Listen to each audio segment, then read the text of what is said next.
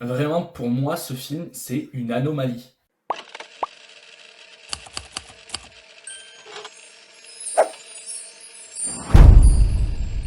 Aujourd'hui, on parle de 28 ans plus tard, la suite à 28 jours et 28 semaines plus tard, réalisé par Danny Boyle, et avec, pas dans le rôle principal, parce que le rôle principal est tenu par un enfant, mais on a quand même dans le film Aaron Taylor Johnson. Pour vous faire un résumé, on est 30 ans après les premiers infectés au Royaume-Uni. La contamination a été contenue au Royaume-Uni. Et donc les personnes qui s'y trouvent sont maintenant livrées à eux-mêmes. Et on suit un père et son fils qui habitent sur une île reliée que à marée basse au continent, qui vont devoir se rendre sur l'île pour la première chasse de cet enfant. Et donc, il va être confronté à tous les dangers qui s'y trouvent.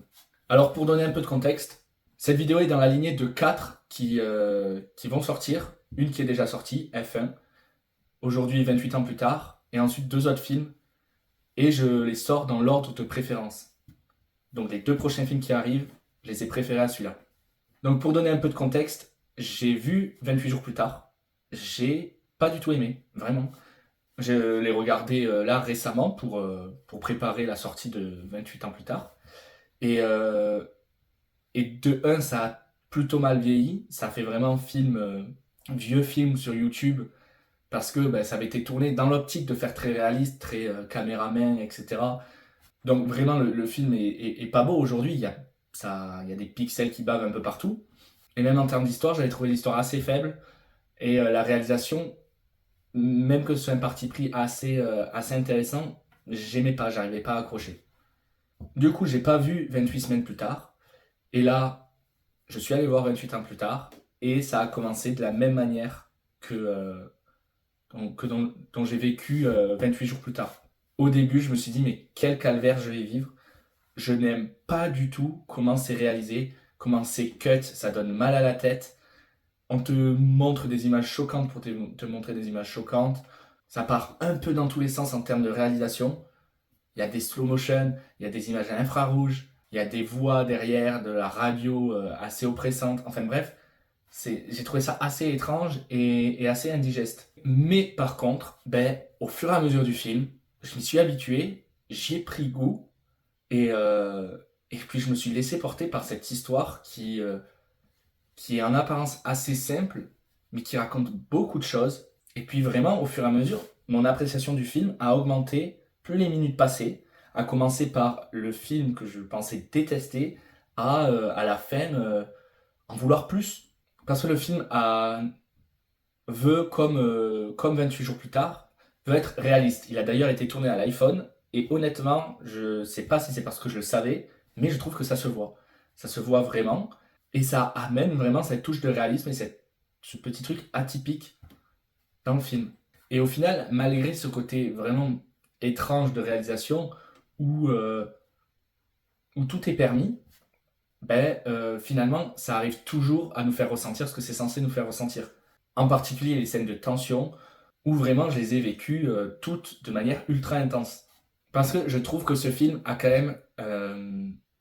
même pour but de nous choquer, de nous montrer tout ce que personne veut nous montrer ailleurs. Surtout dans des films de zombies comme ça, on nous montre, mais directement en scène d'introduction, des enfants se faire dévorer, on nous montre des bébés quasiment infectés, des corps vraiment à moitié pourris. Enfin bref, c'est vraiment, j'ai trouvé ce film assez choquant dans ce qu'il nous montre, dans ce qu'il ose nous montrer, pas forcément dans le gore, etc., mais dans ce qu'il ose nous montrer. On voit aussi des accouchements assez durs, sans détourner le regard, sans détourner la caméra. Et au milieu de ce flot de choses, euh, de choses dramatiques, de choses choquantes, de monde dévasté et triste, on a la thématique du film qui vient pas apaiser tout ça, mais que j'ai trouvé très, très jolie et très bien amenée. Parce que les thématiques du film, ça va être la parentalité, comment on élève nos enfants, comment on essaie de les protéger, de les éduquer, etc. dans un monde comme celui-ci. Mais aussi la mort, le deuil, la maladie en général. comment si jeune on peut être confronté à la mort et au deuil de personnes qui nous sont chères. Donc ouais, j'ai trouvé en fait les thématiques assez douces dans la manière dont elles sont traitées et directement confrontées à un monde vraiment choquant. Et je pense que j'ai commencé à me laisser emporter par le film à un moment, une scène complètement onirique avec un ciel étoilé qui n'existe pas hein, dans la vraie vie, mêlé à une scène de tension vraiment tendue où j'étais accroché à mon siège. Et c'est ce mélange des genres, ce mélange qui m'a finalement charmé. Et à partir de ce moment-là, je me suis dit, ok, je sais ce que le film maintenant me propose, eh ben, je vais me laisser emporter et on verra ce qui se passera. Et ce qui s'est passé, c'est que j'ai beaucoup aimé par la suite. Après, le scénario est très simple. C'est une aventure, aller d'un point A à un point B, tout simplement en affrontant les dangers qu'il y a sur le chemin. Mais c'est toujours efficace, surtout pour développer des relations entre les personnages, pour faire la rencontre de nouveaux personnages, etc. Jusqu'au point culminant où ils arrivent enfin à leur but. Donc simple mais efficace, et mêlé à tout le reste, la réalisation vraiment atypique et les thématiques poignantes, ça fait que j'ai passé un super moment devant 28 ans plus tard. Une vraie expérience de cinéma, mine de rien, parce que c'est pas un truc qu'on a l'habitude de voir. Et je pense que je vais le retenir longtemps, ce film.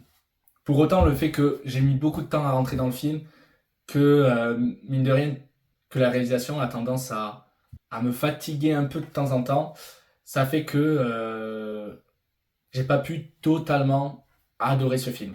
Mais franchement, n'hésitez pas à aller le voir. C'est quand même, ouais, je le disais, une petite anomalie dans ce que j'ai vu cette année. Enfin voilà, j'espère que cette vidéo vous aura plu, j'espère que je vous ai donné envie d'aller voir ce film. Et donc on se rejoint très bientôt pour les 2 prochains films que j'ai donc préféré à celui-là. Pourtant lui, vous avez vu, je l'ai beaucoup aimé malgré quelques réticences. Donc n'hésitez pas à vous abonner pour pas louper les prochaines critiques. C'était le Cinosophe et à bientôt.